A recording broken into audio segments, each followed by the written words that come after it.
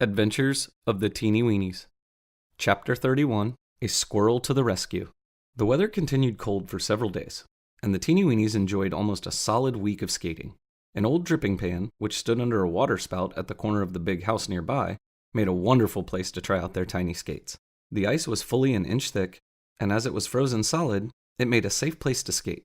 The little people had a fine time on the smooth ice, but at the end of the week, a thaw set in, and they were forced to walk for their exercise. I'd advise you people to go out, take a long walk, for I'm going to have a dandy dinner, and I want you to have good appetite so you'll enjoy it, said the cook Sunday morning, as he stood tying on his apron in the Teenie Weenie dining room. What are you going to have for dinner? Asked the dunce. A baked prune? Well, here's a menu. Potato soup, planked minnow, mashed peas, and grape salad. For dessert, we'll have a date stuffed with chopped nuts and whipped cream. Oh, good, shouted the dunce, catching the lady of fashion around the waist and dancing about the room. In a few minutes, the Teenie Weenies bundled themselves into their warm muffs, sweaters, and mittens and started out on a long walk. Let's go down and see if the creek is frozen over, said the general. I haven't been down that way for a long time, and it will make a nice walk for us. There was quite a lot of snow on the ground, but as it was rather solid, the little people were able to walk on it without much trouble. And in a short time, they stood on the bank of the creek. For some time, the Teenie Weenies stood watching the huge cakes of ice as they floated down the stream.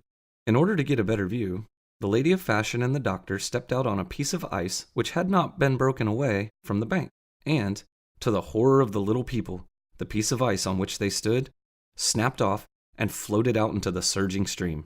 It was impossible to swim among the sharp cakes of ice, as a Teenie Weenie would have been ground to pieces, for some of the cakes were as big as soda crackers.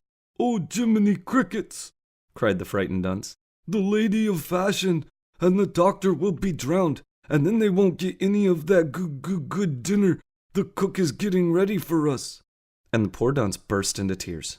Hold on a minute, Doc, shouted a voice, and to the astonishment of the frightened Teenie Weenies, a squirrel ran up a bush which hung over a stream.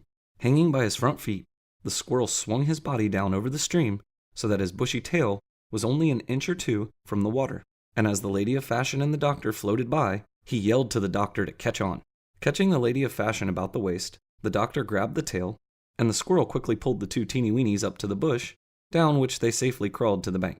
The Teenie Weenies were not the only ones who enjoyed a good dinner that day, for the little people presented the squirrel and his wife with 4 hickory nuts, 5 English walnuts, and a half a dozen almonds for his bravery in rescuing the lady of fashion and the doctor.